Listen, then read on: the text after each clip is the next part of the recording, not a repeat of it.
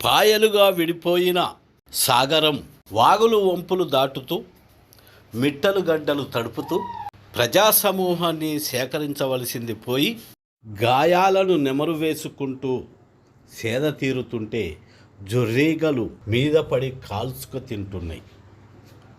ఇప్పటికైనా ప్రజలను సమీకరించకుంటే మన నినాదాలుగానే మిగిలిపోతాయి. కానీ నినాదాలు ఆచరణలోకి రావటం చాలా కష్టతరమైన విషయం.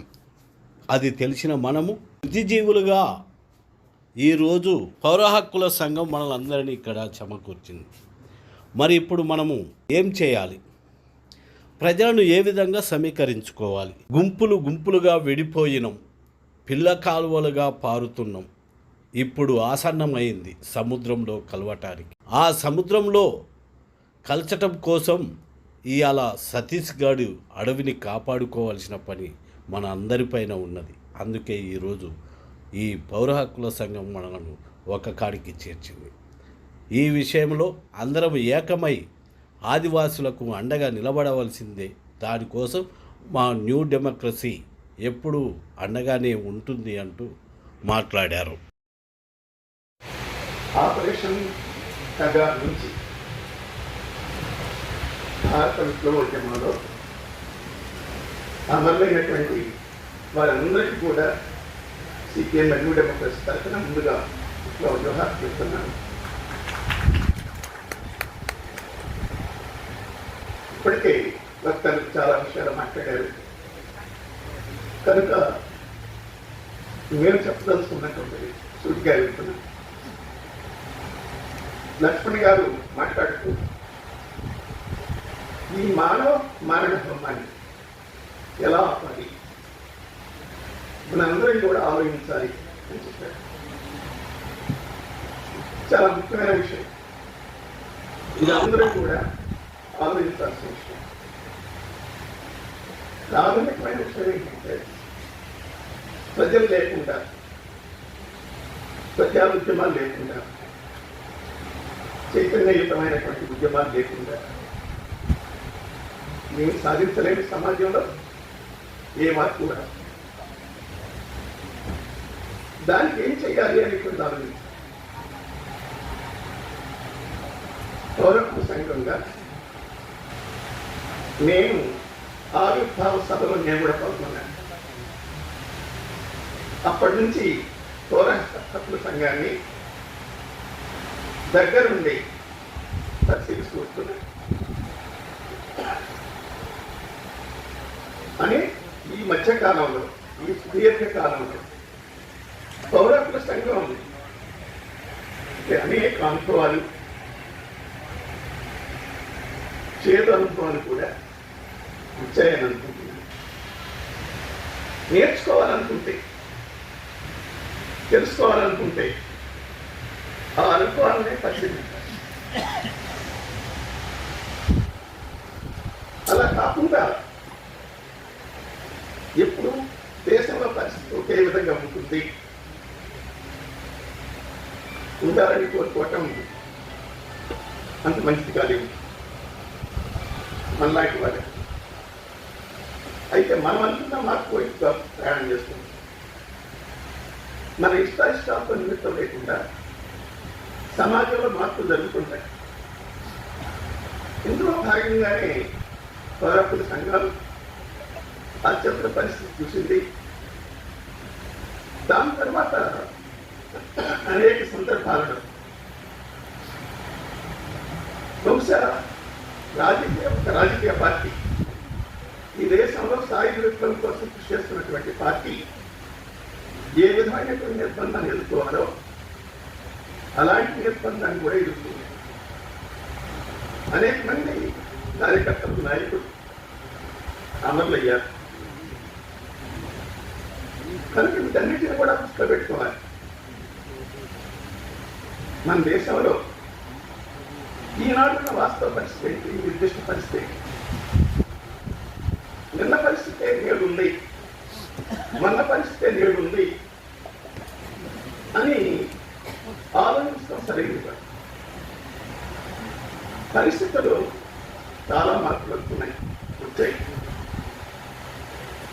ఈనాడు మనం ఉద్యమాల మీద, విప్లవోద్యమాల మీద నిర్బంధం అనేటువంటి ఈ వ్యవస్థలో ఉద్యోగ ప్రజాస్వామ్యం కింద, ఉద్యోగ రాజ్యాంగం కింద చుట్టూ ఉంటుంది. అది కొత్త విషయం కాదు. ఈ రోజున దానికి భిన్నమైనటువంటి పరిస్థితిని మనం ఎదుర్కొంటున్నాం. ఈరోజు నిర్బంధం అమలు జరగడానికి, హక్కులు కోల్పోవడానికి విప్లవకారులే కావాల్సిన అవసరం లేదు. రైతాంగం ఆందోళన చేస్తే దేశద్రోహం కేసులు పెట్టారు. ఆ రైతాంగ ఉద్యమాన్ని బలపరిచిన వాళ్ళ మీద దేశద్రోహం కేసులు పెట్టారు. కృపా చట్టం బనాయించారు. అంటే ఎందుకుంది పరిస్థితి అనేది ఆలోచించారు. ఈ దేశంలో 20 కోట్ల పైగా జనాభా ఉన్నటువంటి ముస్లింల మీద పెద్ద ఎత్తున దాడి జరుగుతుంది. అది ఆవు పవిత్రమైందనే పేరుతో కావచ్చు, లవ్ జిహాద్ పేరుతో కావచ్చు, హత్యాకాండ కొనసాగుతూనే ఉంది. వాళ్ళందరినీ ఎప్పుడో కాదు. మణిపూర్లో గత సంవత్సరం పైనుండి మానవ హోమం జరుగుతూ ఉంది. దేశంలో వాళ్ళ ప్రజల మీద ఈ విధమైనటువంటి హక్కుల మీద దాడి జరగటం విస్తృతమైంది. అన్ని తరగతుల ప్రజల మీద కాదు, ప్రతిపక్షాలు కూడా దాడి గురవుతున్నాయి. ప్రతిపక్షాల వాళ్ళు కూడా తప్పుడు కేసులు బనాయిస్తున్నారు. ఈడీ పేరుతోటి, ఎన్ఐఏ పేరుతోటి, ఐటీ పేరుతో తప్పుడు సోదాలు, తప్పుడు కేసులు బనాయించడం, చివరికి ప్రతిపక్ష నాయకులను కూడా జైల్లో పెట్టడం జరుగుతుంది. ఇంతవరకు గతంలో మనం విప్లవాలను బతించాం. ఇప్పుడు ఆ విధంగా జరగటం అనేటువంటిది ఒక కొత్త పరిస్థితి.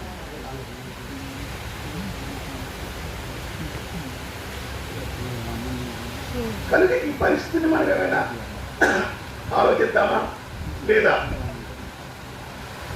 కాంగ్రెస్ నిర్బంధం మొదలుతుంది, వాళ్ళ మోడీ సర్కారు అమలు జరుగుతుంది. వాళ్ళు ప్రజా వ్యతిరేకమైన విధానాలు సృష్టించారు, వీళ్ళు అనుసరిస్తున్నారు. అంటే ఇటువంటి విషయాల్లో తేడా లేదు, వాస్తవమే. అయితే ఏమైనా తేడా ఉందా లేదా? ఈ రోజున ఏమనుకుంటుంది హిందుత్వ నినాదం పేరుతో ఫాసిస్ట్ ఆర్ఎస్ఎస్ బీజేపీ దేశంలో ఫాసిస్ట్ రాజ్యాన్ని తీసుకోవడానికి ప్రయత్నం చేస్తూ ఉంది. ఆ ప్రమాదం ముంచుకొస్తూ ఉంది. ఇది తక్షణ ప్రమాదంగా ముందుకొచ్చింది. దీనికి వ్యతిరేకంగా ఇవాళ అన్ని పార్టీలు మాట్లాడుతున్నాయి. ఒకళ్ళు నిర్వహించవచ్చు, ఒకళ్ళు నియంత్రించవచ్చు, ఒకళ్ళు మరొకటి అనవచ్చు. కానీ ఇటువంటి పరిస్థితిలో మనం పౌరత్వాన్ని ఎలా సంరక్షించుకోవాలి, ఇలాంటి నిర్బంధాన్ని ఎలా ఎదుర్కోవాలి, ఎదుర్కొట్టాలి అంటే మన వరకు మనం చెప్పుకుంటే సరిపోదు. మనం ప్రజల్ని ఎలా సమీకరించగలుగుతామో ఆలోచించాలి, ప్రజలను ఎలా భాగస్వామ్యం చేయగలుగుతామో ఆలోచించాలి. అంటే మన హక్కులతో పాటు ప్రజల హక్కుల గురించి కూడా మనం ఆలోచించాలి. అటువంటి విశాల ప్రాతిపదిక మీద మనం పనిచేయాలి. అటువంటి దృష్టితో పనిచేయాల్సిన అవసరం ఉంది.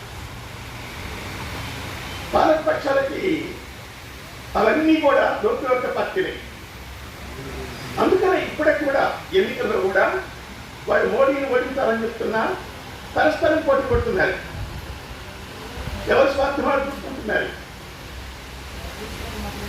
అటువంటి పరిస్థితి మనం కాకూడదు.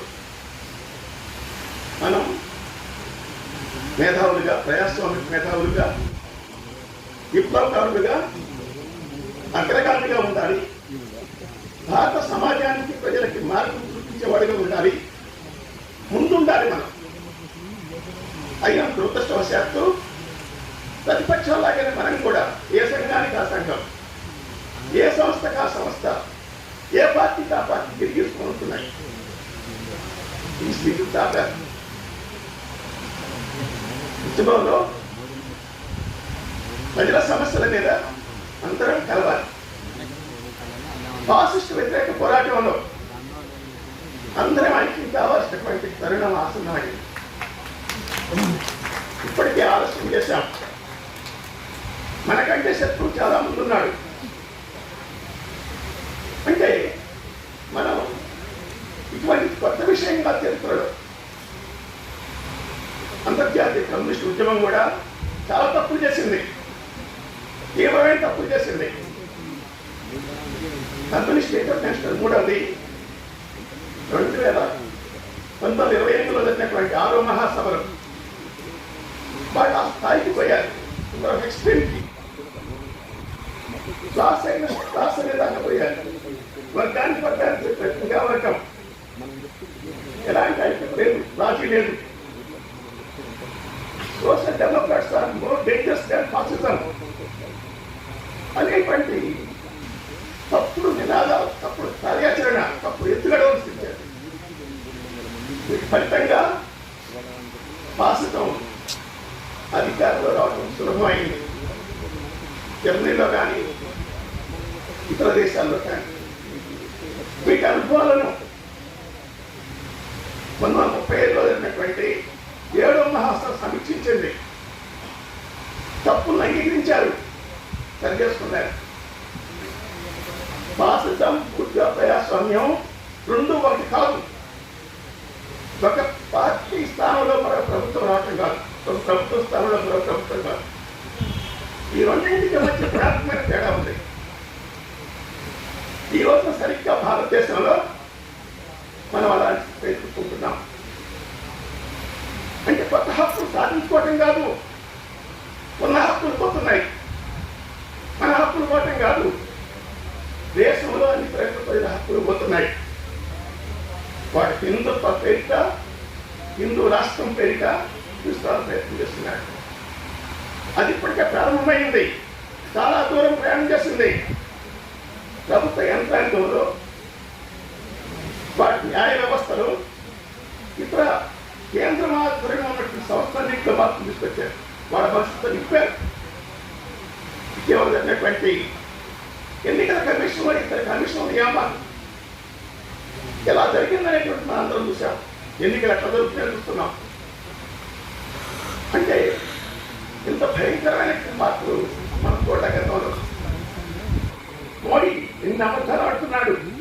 మొదట్లో మాట్లాడినటువంటివి ఇప్పుడు తనకు తానే నేను అట్లా అనలేదని దాటిస్తున్నాడు. అంటే అటువంటి ప్రమాదం వస్తున్నటువంటి స్థితి మనకుంది. దేశంలో 20 కోట్ల మంది ఉన్నారు వాళ్ళ ముస్లింలు. వాళ్ళు మెజారిటీ, అత్యధిక మెజారిటీతో ఉన్నారు కేంద్రంలో.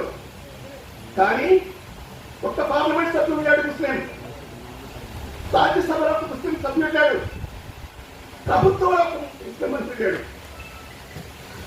అక్కడే కాదు, రాష్ట్ర ప్రభుత్వాల్లో కూడా లేడు, కనీసం ఎమ్మెల్యే కూడా లేడు. అంటే ప్రమాదం ఎంత పుంచుకొస్తుంది అనేటువంటిది మన కళ్ళ ముందు ఉందన్నమాట.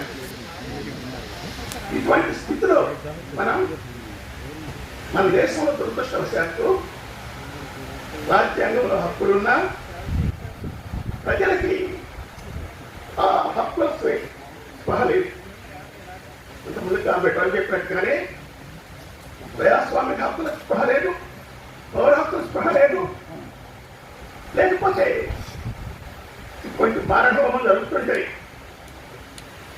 వాళ్ళ ప్రగాత్ లాంటిది కానీ, లేక అంతకుముందు ఇప్పుడు జరుగుతున్నటువంటి మణిపూర్ లాంటి మానవభావాలు జరుగుతుంటే దేశం ఎందుకు స్పందించట్లేదు? స్పృహ అంటే ఎవరి హక్కులు వాళ్ళు తెలుసుకోవటం కాదు, ఎదుటి వాళ్ళ హక్కులు కూడా ఉల్లంఘించినప్పుడు స్పందించడం. అది రాయిట్ లాంటి వాడిని చంపితే అమెరికాలో ప్రజలు ఎట్లా వందల వేల మంది ఎట్లా పెరిగారు, ఎన్ని నిర్బంధాలు వచ్చినాయో గ్రహించారు. అంటే మనం అటువంటి చైతన్యం సమాజానికి రావాలి. అందుకే కొంతమంది సోషలిస్టు ప్రదర్శన అంటున్నారు, ఈ ప్రయాస్వామిక లేదు దేశంలో, ప్రజల్లో చైతన్యం లేదు, ప్రజలు సంఘటితంగా లేదు, కానీ కోటపై మాట్లాడుతున్నారు. అంటే మనం ఇచ్చే నినాదాలు, మనం ఇచ్చే పిలుపులు ప్రజలు స్వేచ్ఛగా ఉంటారు. అటువంటి చైతన్యం లేనప్పుడు నినాదాలే ఉంటాయి. అందుకోసం ఎవరికి వాళ్ళు సమీక్షించుకోవాలి. మనం ఇచ్చే నినాదాలు, మన ఎత్తుగడలు పరిస్థితి తగ్గట్టుగా, ప్రజల స్థాయికి తగ్గట్టుగా ప్రజలు స్వీకరిస్తున్నారా లేదా, ప్రజల భాగస్వాములు అవుతున్నారా లేదా అనేది సమీక్షించుకోవాల్సిన అవసరం ఉంది. కనుక అటువంటి భాషకు సమాజం తీసుకొస్తున్నటువంటి స్థితిలో ఈ రోజున అన్ని వామపక్ష పార్టీలు, ప్రజాస్వామిక శక్తులు, సంస్థలు ఫాసిస్టు ప్రమాదానికి వ్యతిరేకంగా ఇటువంటి మారణహోమంతో సహా అది తీరవలసిన అవసరం ఉంది. ఒకే వేదిక మీద తీసుకోవాల్సిన అవసరం ఉంది. అది కేవలం విధి నిర్ధారణ కల్పిస్తూ సత్వను ఒక మహా ఉద్యమం కావాలి. అటువంటి మహా ఉద్యమం అనేటువంటిది మన రాష్ట్రం నుంచి మొదలు పెట్టాం. అందుకు మేము కూడా భాగస్వాములు అవుతాం. అటువంటి దానికి దేశంలో జరుగుతున్నటువంటి వారి ఎన్నికల్లో ఎవరు వస్తారో